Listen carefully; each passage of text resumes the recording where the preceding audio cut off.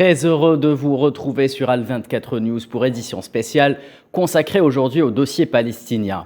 Car à la suite d'un énième épisode de bombardement sur Gaza, ayant fait 45 martyrs et de très nombreux blessés, c'est aussi l'économie en terre palestinienne qui est ciblée par les manœuvres sionistes, toujours aussi abjectes. Et pour cause, la bande de Gaza vit en permanence sous un blocus depuis 15 ans, le blocus de la honte. Il rend difficile, voire impossible, tout développement économique dans une zone connue pour avoir la densité de population la plus élevée au monde, avec 4000 habitants au kilomètre carré. Quid de cet apartheid économique? Nous allons en parler aujourd'hui dans l'édition spéciale avec Ziad Meddour, professeur à l'Université de Gaza, qui va nous rejoindre justement dans quelques instants. Nous aurons aussi en direct depuis Paris le journaliste Gamal Abina qui est déjà avec nous. Monsieur, bonsoir. Bonsoir à vous. Enfin, nous aurons avec nous également en direct depuis Al-Quds Amjad Chihab, professeur de sciences politiques et président de l'Académie Chihab. Bonsoir à vous également, monsieur. Bonsoir à vous tous. Je disais donc, la bande de Gaza vit sous un blocus permanent au vu et au su de la communauté internationale qui ne daigne toujours pas bouger le petit doigt pour changer quoi que ce soit à cette situation dramatique. La preuve avec ce sujet signé Mohamed Wali Ben Sha'ban. Le blocus dans la bande de Gaza remonte à plus de 15 ans. Les escalades sauvages conduites par l'armée sioniste sur des civils palestiniens de Gaza se poursuivent. Cette tragédie est loin de connaître son épilogue. Le blocage des points de passage et l'interdiction de tout mouvement de personnes et de biens vers et depuis la bande de Gaza a durement affecté l'économie de la région. Les pertes économiques sont estimées à plus de 16 milliards de dollars. L'embargo principal est celui de l'État sioniste. Pour réparer les pertes économiques ou les limiter, il faut tout d'abord lever ce blocus dans tous les niveaux. Tant qu'il persiste, la situation reste inchangée. Aussi, il faut absolument réactiver les travaux des pays arabes en commun. Plusieurs mesures pourraient absorber les lacunes et carences sur les habitants de Gaza. La fermeture des passages frontaliers limite également les mouvements des 14 000 travailleurs et commerçants. Cela entraîne des pertes financières pour l'économie de Gaza, aggravant davantage les conditions humanitaires déjà fragiles. La question qui se pose est comment remettre la bande de Gaza sur la voie du développement. Gaza enregistre l'un des taux de chômage les plus élevés au monde. Plus de la moitié de sa population vit en dessous du seuil de pauvreté. Le coût annuel minimum pour sortir les gens de la pauvreté a quadruplé, passant de 209 millions à 838 millions de dollars. Selon le dernier rapport de la CNUSED à l'Assemblée générale des Nations unies, les coûts économiques de l'occupation sioniste pour le peuple palestinien sont estimés à 6 fois le PIB de Gaza en 2018. Place au débat donc, et l'on va commencer avec vous, professeur Amjad Chihab. Est-ce que vous pouvez nous décrire justement quelle est la vie quotidienne à Gaza, quotidiennement justement, sous un blocus qui dure depuis 15 ans? Tout à fait, le blocus dure depuis 15 ans et ce qui donne une image plus complète, c'est qu'Israël contrôle l'air, contrôle la terre et contrôle la mer. Et tous les points de passage avec le monde extérieur, surtout avec l'Égypte, est contrôlé par Israël, et ce qui rend la vie très très difficile, surtout qu'Israël, depuis 1967, depuis qu'il a occupé la bande de Gaza, il fait tout pour que cette partie soit complètement dépendant économiquement par Israël. Oui. Et ce qui intéresse Israël, c'est que les habitants de bande de Gaza soient comme un supermarché, une sorte de consommation de produits israéliens.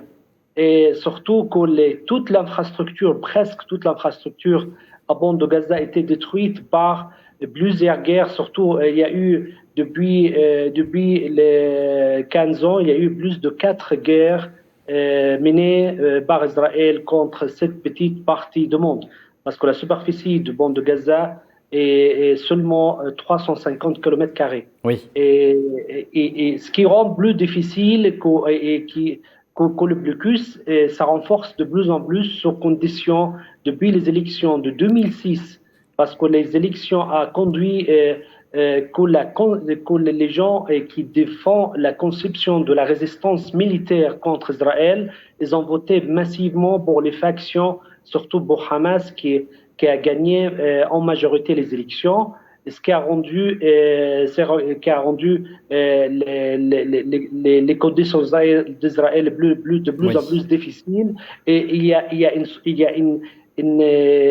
une idée, c'est qu'Israël voulait punir collectivement toute la population. Exactement. Parce qu'ils ont voté contre le processus de la paix et contre les accords d'Oslo. Très bien, on reste avec vous, monsieur Amjad Chihab. Quelles sont les principales restrictions imposées par l'occupationniste sur l'économie palestinienne en général et quels sont selon vous les secteurs les plus touchés? Les secteurs sont touchés, surtout l'agriculture, ils arrêtent surtout les outils nécessaires pour que les travailleurs palestiniens ont besoin et ils font en sorte que ça devienne très difficile de l'avoir. Au niveau de construction, au niveau des usines, au niveau de tout secteur, Israël il a ciblé pendant les 4 guerres menées contre Gaza depuis 2008. Et c'était fait exprès pour détruire toute l'infrastructure qui peut aider les habitants de Gaza. Ils voulaient rendre toute cette partie avec toutes les populations comme juste main-d'œuvre et une société de consommation de produits israéliens. Il a réussi à faire ça et selon les chiffres israéliens, Israël gagne plus de 2 milliards de dollars qui entrent contre les produits parce qu'elle contrôle aussi l'eau, elle contrôle l'électricité, elle contrôle les nourritures, elle contrôle tous les besoins des Palestiniens de cette bande de Gaza qui dépasse aujourd'hui 2 millions de Palestiniens. Très bien. Donc, ils font en sorte que toutes ces populations dépendent complètement et que l'économie et le niveau de vie et tout est sous contrôle total d'Israël. Malgré que cette partie elle est sous blocus, elle est pas libérée et il peut pas gérer. Les Palestiniens ne peuvent pas gérer cette partie sans avoir un accès au monde intérieur, sans avoir un accès au commerce extérieur, sans avoir un accès, par exemple, des besoins de faire des usines, de faire des sociétés de production.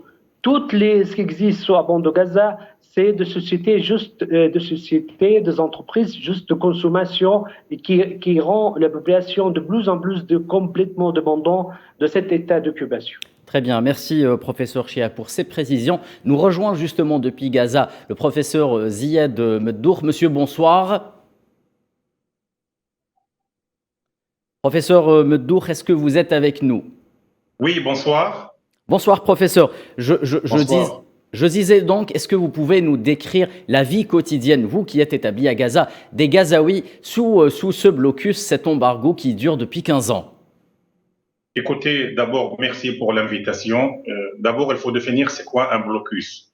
Un blocus, donc, c'est un blocus économique, social, politique, psychologique sur plus de 2 millions de Palestiniens. Le blocus, il a commencé donc en 2007. Ça veut dire quoi un blocus? Ça veut dire fermer les 5 points de passage. Actuellement, il y a seulement deux points de passage qui relient la bande de Gaza à l'entité sioniste. Auparavant, il y avait 5 points de passage. Un passage pour les carburants, un passage pour les marchandises, un passage pour les matières premières, un passage pour les produits alimentaires et les médicaments. Actuellement, il y a un seul passage pour les marchandises et un seul passage pour les voyageurs et les missions humanitaires. Le blocus, c'est toucher les secteurs de la pêche, parce que les pêcheurs de Gaza ne peuvent pas dépasser les 6 miles. On va en parler justement du secteur de la pêche. Auparavant, elle avait le droit à dépasser 13 miles.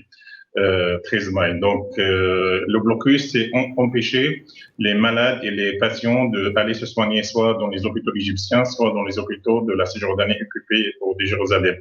Le blocus, ça veut dire interdire donc l'entrée de carburant et des fioul pour la seule centrale électrique dans la bande de Gaza. Donc, le blocus, c'est imposer des restrictions sur les Palestiniens de Gaza. Le blocus, ça veut dire empêcher les professeurs, les étudiants à aller poursuivre les études. Le blocus, c'est une forme de punition collective. Donc, elle était considérée comme crime contre l'humanité oui. par le commissaire des Nations Unies. Mais le blocus, surtout, c'est imposer donc des restrictions à toute la population civile et empêcher les Palestiniens de vivre une vie normale dans la bande de Gaza. La vie quotidienne sur le blocus, ça veut dire, le seul fois que les Palestiniens voient l'extérieur, c'est via Internet. Ils peuvent pas. On a des jeunes qui ont maintenant 25, 30 ans, qui n'ont jamais quitté la bande de Gaza. Ils voient le monde seulement sur la carte. Le blocus, ça veut dire, en dehors de blocus, il y a les offensives militaires israéliennes qui ont détruit l'économie palestinienne, ils ont détruit les civils. Le blocus, ça veut dire empêcher l'entrée des matières premières pour les usines, souvent détruites, et surtout l'interdiction d'entrée des matériaux de construction pour la reconstruction des maisons et des habitations civiles détruites par l'occupation. Donc, blocus, c'est imposer des restrictions à la population de Gaza, c'est une forme de punition collective, mais surtout la vie quotidienne sur blocus, c'est-à-dire que la vie est anormale dans cette prison à ciel ouvert. Très bien, merci Monsieur Meddour. Gamal Abina, je me tourne vers vous. Selon un rapport établi par le secrétariat de la CNUSET, les coûts économiques de l'occupation sioniste pour le peuple palestinien se traduisent par une pauvreté extrême. Et c'est le cas de le dire, notamment en Cisjordanie occupée et dans la bande de Gaza. Comment fait la population, selon vous, pour résister à cette véritable entreprise d'appauvrissement menée contre la population locale ? Bon, vous savez, déjà une chose importante, ça a été rappelé à l'instant, le blocus. Dans l'histoire du XXe siècle, on a eu deux grandes affaires de blocus qui ont conduit à des drames. La première, c'est évidemment 14-18, quand on a essayé de faire plier l'Allemagne qui n'était pas nazie d'ailleurs, rappelons-le, pour faire en sorte qu'il signe de force le traité de Versailles. La conséquence de ce blocus, c'était un blocus entre l'Allemagne et l'Autriche qui ont été bloqués par ce qu'on appelle les Alliés à l'époque. Ça a tué à peu près, on estime, ça a tué entre 1 et 10 millions de personnes. C'est très difficile à chiffrer puisque ce blocus a fait mourir les gens de faim. C'est ça que ça a donné dans les pays à la naissance du nazisme par la suite. Du nazisme, absolument. Donc les conséquences d'un blocus en règle générale donnent toujours naissance à la catastrophe. On a vu le blocus en Irak, qui avait été voté par l'ONU d'ailleurs, ce fameux accord, cette fameuse façon d'imposer à l'Irak pour la faire plier, ce blocus pétrole contre nourriture, qui est un blocus qui ne dit pas son nom, ça a tué 1,5 million d'enfants. Ça a donné naissance à Daesh, à tout un tas d'organisations radicales, et aujourd'hui on voit l'état de l'Irak. Et il se trouve qu'à Gaza, qui est un territoire qui fait, alors rappelons quand même, c'est important, qui fait 3 fois la ville de Paris, qui fait entre 6 et 12 km de large, par 41 de long, sur plus de 2 millions de personnes qui vivent là-dedans. C'est un camp de concentration immense à ciel ouvert, et le blocus donne des conséquences très lourdes. D'abord parce qu'effectivement, ça a été rappelé, la population qui vit à Gaza vit dans une prison à ciel ouvert, ils ne peuvent pas sortir, ils ont droit même au niveau de la mer de ne pas dépasser les 12 miles nautiques, c'est quand même extraordinaire, ils ne peuvent pas récupérer le fruit de leur pêche, ils ne peuvent pas récupérer une immense richesse qui a été découverte au large de Gaza, qui est 30 à 40 milliards de mètres cubes de gaz qu'ils ne peuvent pas récupérer. Justement. Absolument, ils ne peuvent pas récupérer leur argent, ils n'ont même pas accès à l'eau, puisqu'aujourd'hui, le rapport simple, un Israélien a 1000 mètres cubes d'eau par an et par personne, quand un Palestinien de Gaza a 60 mètres cubes. 60 mètres cubes. Oui, 60 mètres cubes, c'est absolument. Ce qui veut dire que le Palestinien peut tout juste boire et à peine se laver. Donc, la question qui se pose, c'est comment vivent-ils ? Ils vivent en prison. Et quand on vit en prison, on vit dans des conditions infamantes, humiliantes, extrêmement dégradantes, sans espoir, sans avenir. C'est le peuple, il faut le rappeler systématiquement aux Maghrébins et aux Arabes qui nous écoutent, c'est le peuple le plus éduqué au monde arabe. C'est-à-dire que c'est le peuple qui a la meilleure éducation et qui a donc une conscience très aiguë non seulement de son histoire, mais de ce qui lui arrive aujourd'hui. Quand on est très éduqué et très conscient, on comprend la douleur plus que tout autre. Et il se trouve que ce peuple-là a droit à un traitement barbare de la part d'occupants qui ne veulent toujours pas évidemment comprendre qu'il va falloir qu'un jour ce rapport de force s'arrête, parce que ça finira forcément mal, on le sait. Et il se trouve effectivement qu'aujourd'hui, ils vivent très mal. Alors vous me posez la question de savoir comment ils font pour s'en sortir. Eh bien, on appelle ça la résilience. Le peuple palestinien a une qualité première que beaucoup, peut-être dans le monde, ne connaissent pas, c'est la patience. C'est un peuple très patient parce qu'il a subi tellement d'humiliations, comme on dit en Algérie, de Hogra, tellement de trahison, faut pas l'oublier, hein, beaucoup de pays arabes les ont trahis, qu'aujourd'hui la patience est la principale arme maîtresse des Palestiniens. Et de l'autre côté, puisqu'on a des Palestiniens sur le plateau, je tiens à les rassurer. Gaza a été libéré de force, non pas parce que à l'époque Sharon voulait libérer généreusement Gaza, c'est parce qu'il ne pouvait plus la tenir. Et Gaza était la première porte de libération de la Palestine. Donc je pense qu'avec la reculade israélienne, les autres territoires vont être libérés, mais c'est Gaza qui souffrira le plus parce que c'est le territoire où la densité au kilomètre carré, ça a été dit tout à l'heure, mais peut-être pas dans les bons chiffres, n'est pas de 4 000 habitants, mais de près de 6 000 habitants aujourd'hui. Donc c'est vraiment une explosion démographique. Et les Israéliens, qu'on appelle donc les sionistes en substance, considèrent que c'est la guerre des ventres qui a été ouverte par les Gazaouis. Et ils ont bien raison. Le rapport de force numérique leur est défavorable. Ils ont eu beau amener 1 million de faux juifs venus de Russie, parce que ils sont pas tous juifs. Hein. Il n'en demeure pas moins que le rapport de force démographique est en faveur des Palestiniens, évidemment, et que ce rapport de force fait peur à l'entité sioniste qui se dit qu'un jour elle va être débordée par une majorité arabo-musulmane. Très bien, et je tiens à préciser justement que selon la même étude, celle produite par le secrétariat de la CNUSET, le taux de pauvreté en Cisjordanie en 2004 aurait été de 11,7%, soit seulement un tiers du taux observé de 35,4%. L'analyse indique également que le coût minimum réel de l'élimination de la pauvreté en Cisjordanie est passé de 73 millions de dollars en 1998 à 355 millions de dollars en 2004 et à près de 428 millions de dollars en 2007. Professeur Meddour, ma prochaine question s'adressera à vous. L'entité sioniste a imposé en Cisjordanie occupée et à Gaza des restrictions à la circulation, des restrictions qui ont de fait transformé ces deux zones en archipels isolés, ayant pour effet de paralyser l'activité économique. Est-ce que cette manière que l'entité sioniste a d'organiser la spoliation des richesses palestiniennes empêche tout démarrage économique? Et bien évidemment, bien sûr, même s'il y a une différence entre l'aspect géopolitique à Gaza par rapport à la Cisjordanie. À la Cisjordanie, il y a une présence permanente des soldats et des colons. Oui. Et en Cisjordanie, les colons et les soldats, on voit de la fenêtre de notre maison. Par contre, à Gaza, il n'y a pas de soldats et colons, parce qu'il y a le plan de Sharon de se retirer de la bande de Gaza en octobre 2005, mais à Gaza, il est considéré comme prison à ciel ouvert et il n'y a pas une continuité géographique entre la bande de Gaza et la Cisjordanie. Sachez qu'il y a seulement 30 à 40 personnes qui sont permises donc à quitter Gaza pour aller en Cisjordanie. Et les Palestiniens de la Cisjordanie ne peuvent pas venir en Cisjordanie. À part quelques hommes d'affaires, quelques malades, le passage de Beth Hanoun à Erez dans le nord de la bande de Gaza, il est ouvert partiellement pour permettre à ces gens d'aller en Cisjordanie. À part ça, il n'y a pas de continuité géographique. Donc, l'entité sioniste, il a imposé un blocus à Gaza, il a imposé, comme vous avez dit, des restrictions contre les Palestiniens en Cisjordanie. C'est pour cela l'objectif israélien, c'est freiner l'économie palestinienne. Or, selon l'accord d'Oslo et surtout l'accord économique signé à Paris, en France, pour des liens économiques entre l'entité sioniste et l'autorité palestinienne après l'accord d'Oslo, normalement, il y avait des libertés de circulation pour les marchandises et pour les hommes d'affaires. Or, rien de cela n'a été appliqué. Aucun accord été appliqué par rapport à ce. Donc, on peut dire que l'objectif israélien, c'est freiner donc l'économie palestinienne, soit en Cisjordanie, soit dans la bande de Gaza, même si les dons sont différents. À Gaza, 90% des Palestiniens de Gaza vivent sur les aides alimentaires et les aides humanitaires accordées par les Nations Unies et les organisations internationales. En Cisjordanie, 70% des Palestiniens travaillent dans les villages et les colons israéliens. C'est pour cela qu'ils ont davantage des moyens économiques par rapport, en dehors bien sûr de postes de travail donc trouvés par l'autorité palestinienne depuis sa création en 2004, en 1994 dans la bande de Gaza et en 1996 en Cisjordanie. Donc on peut dire que l'objectif israélien d'imposer des restrictions, c'est d'abord qu'il n'y a pas de continuité géographique entre la bande de Gaza et l'autre côté de la Palestine, la Cisjordanie occupée, et surtout freiner l'économie palestinienne et rendre l'économie palestinienne dépendre de l'économie israélienne. Et sachez que normalement, chaque année, l'entité sioniste vole 2 milliards de dollars des Palestiniens. Ce sont les impôts donc imposés par l'occupation israélienne.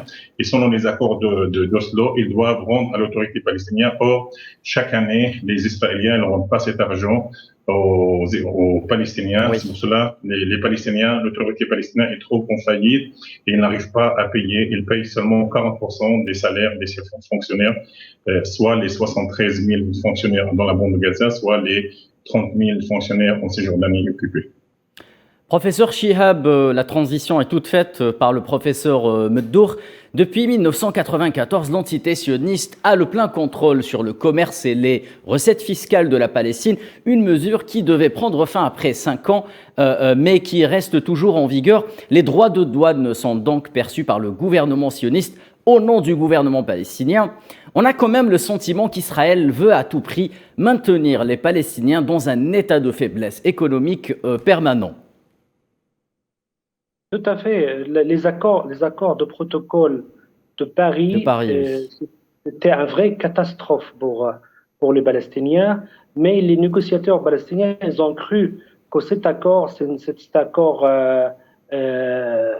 qui va prendre fin en 1999.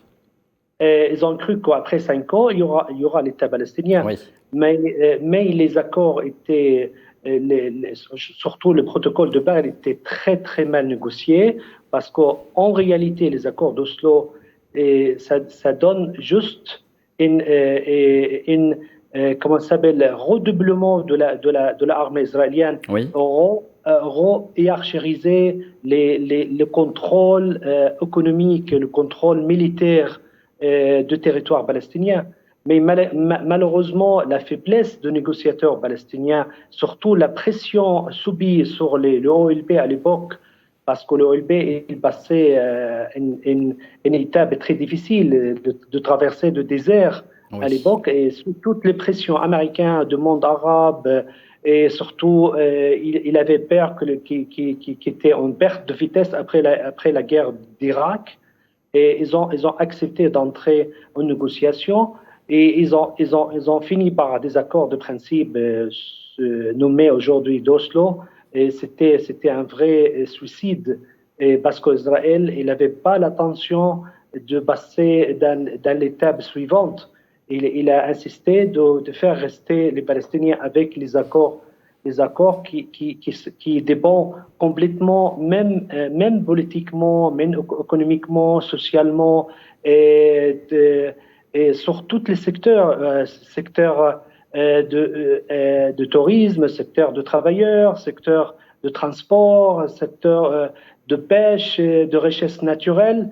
Et malheureusement, cette occupation, elle a pris une autre forme de contrôle non seulement le contrôle des territoires palestiniens, parce que même en Cisjordanie, les accords d'Oslo a coupé les territoires en zone A, zone B, zone C, et toutes ces zones, même les zones contrôlées complètement par Israël, et les zones A, et Israël, il a la capacité d'entrer et sortir facilement, surtout l'insertion militaire, ce qu'on a vu, ce qui s'est passé à Jenin, à Ramallah et à Nablus dans les derniers jours. Oui. Et en réalité, on trouve, par exemple, en Cisjordanie, plus de 400 barrages militaires israéliens qui coupent tous les territoires. Il n'y a pas de continuité territoriale palestinienne. Et ce qui se passe à Gaza, il est sous contrôle complètement. C'est une sorte de grande prison. Une prison à ciel ouvert, oui. Tout à fait. Qui vit 2 millions et aux yeux de communautés arabes et aux yeux de communautés internationales et des États-Unis et des pays européens et surtout des États-Unis qui a pris une partie de garant qu'il y aura un État palestinien. Il a promis à plusieurs reprises qu'il va aider à l'instruction d'un État palestinien. Et aujourd'hui, même après la dernière visite de Biden, il a dit clairement, que c'est trop tôt d'avoir un État palestinien. Donc, même les Américains se retirent du fait qu'il y aura une autodétermination du peuple palestinien, ce qui signifie que les Palestiniens ils vont passer d'une cause d'un peuple qui a besoin d'autodétermination, qui a besoin d'un État, et changer cette cause et une cause humanitaire juste de faire des mains d'œuvre. Et ils sont en train aujourd'hui d'appliquer la théorie d'esclave. La théorie d'esclave, c'était appliqué à l'époque de l'Empire ottoman, de l'Empire romain, et de faire en sorte que les Palestiniens soient esclaves pour aider la construction d'économies d'occupation et être juste des ouvriers et d'esclaves, malgré qu'ils travaillent dans plusieurs secteurs. Et toute cette population, elle va être assimilée tôt ou tard dans les machines de l'occupation, mais pas comme des citoyens, mais comme des esclaves de deuxième ou troisième degré des habitants. Très bien, professeur Chihab. Très bien, professeur Chihab, j'aimerais donner la parole à Gamal Abina. Alors, les spoliations en question s'étendent également au secteur des hydrocarbures et touchent les réserves en gaz de la Palestine, des réserves offshore, à l'image du champ gazier de Gaza Marine, un gisement offshore, je le disais donc, situé au large de Gaza, et que l'entité sioniste cherche à bloquer l'exploitation coûte que coûte. Une exploitation qui, justement, n'a jamais pu démarrer, Gamal Abina. Oui, ils cherchent à la bloquer pour plusieurs raisons. D'abord, ils prétendent qu'il y a un problème entre Gaza et puis la Cisjordanie, donc l'autorité palestinienne. Rappelons quand même qu'une autorité palestinienne, ça ne constitue pas un État. On devrait dire le président et donc l'État palestinien. Là, encore une fois, on a joué sur les mots pour ne pas reconnaître l'existence d'un État palestinien. Oui. Et donc, effectivement, cette méthode un peu douteuse consiste à empêcher l'autonomie palestinienne sur des réserves de gaz considérables, parce qu'on estime qu'il y a à peu près 1500 milliards de... C'est une véritable bouée de sauvetage pour l'économie palestinienne. Plus que ça, c'est plus qu'une bouée de sauvetage. C'est un accélérateur de développement économique, puisqu'il y a deux éléments favorables à l'économie palestinienne. On a des gens formés sur le territoire, très bien formés, avec effectivement cette manne financière considérable, et qui leur rendrait une certaine autonomie. Le seul problème, c'est que l'Israël ne veut pas ça, parce que les Palestiniens, effectivement, ça vient d'être rappelé, en 90, étaient esselés. La destruction de l'Irak et la perte d'un allié comme Saddam Hussein a conduit à ce qu'ils acceptent n'importe quel accord. Et ça a été ces fameux accords qui ont été évidemment non respectés comme d'habitude par l'entité sioniste. Et par la suite, effectivement, ils se sont retrouvés dans une situation effectivement de plus en plus isolée. Ils ont mal voté en 2006, ils ont voté Hamas, à la suite évidemment de la perte de confiance qu'ils pouvaient avoir par rapport à l'autorité palestinienne qui a fait confiance à Israël malheureusement. Et aujourd'hui, la question économique devient une question centrale. Pourquoi ? Parce qu'Israël, en vérité, cet État fabriqué toutes pièces dans les années, enfin, la fin des années 40, est un État qui dépend totalement du subside de l'étranger et qui vient de découvrir des réserves de gaz considérables. Il ne veut surtout pas que les Palestiniens bénéficient. Ils ont aussi une dépendance à l'eau des territoires arabes étrangers. C'est-à-dire que les 57% des besoins en eau de l'État sioniste sont alimentés par les fleuves et les nappes phréatiques des pays étrangers arabes. Donc, de ce point de vue-là, ils sont dans une situation de siège virtuel. Mais il se trouve qu'ils veulent maintenir un siège sur Gaza pour que surtout on ne voit pas l'exemple d'un État arabe, puisque c'est un État, la Palestine qu'on veut qui puisse, avec des cadres formés, démontrer qu'ils sont en mesure de garantir une économie de qualité, un développement équilibré et puis une certaine forme de démocratie. Et tout ça est mis à mal par le fait qu'Israël, une fois de plus, tente une spoliation pour des raisons soi-disant juridiques qui ne tiennent pas la route. Donc en vérité, si on tient bien compte de ce qui se passe, quand on a 30 à 40 milliards de réserves potentielles de gaz sous-marin, eh bien on a la possibilité de s'affranchir totalement de ces fameux taxes qu'Israël ne reverse pas. On n'a pas besoin d'aller travailler chez eux, puisque les Palestiniens ont largement les capacités de faire le travail chez eux. Et puis je tiens à rappeler une chose importante, parce qu'il faut quand même être un petit peu honnête là-dessus. On dit que Israël a fermé 5 points de passage, c'est vrai. Mais je rappelle quand même que le principal point de passage, c'est l'Égypte, c'est Rafah. Oui. Et ce devrait être, puisque c'est un pays frère, soi-disant, il devrait être ouvert en permanence pour garantir que les Palestiniens reconstruisent leur territoire. Et malheureusement, l'Égypte joue un rôle trouble, puisqu'elle n'ouvre pas ce point. Donc c'est une question qu'il va falloir poser aux frères égyptiens, de telle sorte que les Palestiniens subissent moins de pression. Très bien, merci Monsieur Abina. Ziad Meddour, le mot de la fin sera pour vous en 30 secondes, s'il vous plaît. Un mot sur le chômage dans la bande de Gaza qui augmente de plus en plus. Écoutez, le taux de chômage à Gaza en juin 2022 dépasse 67%. Oui. C'est vrai, 47% en Cisjordanie, 67%. Pourquoi ? Parce qu'il y a le blocus, il y a les offensifs militaires israéliens, et il y a donc l'économie palestinienne très freinée. avec les restrictions, je pense pas seulement il y a le chômage, mais il y a la fermeture des passages, les usines les infrastructures détruites, mais économie donc très faible et très affaiblie par l'entité sioniste. Merci beaucoup Ziad Meddour, merci Gamel Abina, merci au professeur Chihab d'avoir pris part à Édition spéciale, merci à vous chers téléspectateurs de l'avoir suivi. Je vous donne rendez-vous dès demain pour un nouveau numéro d'Édition spéciale. D'ici là, restez fidèles à Al24 News.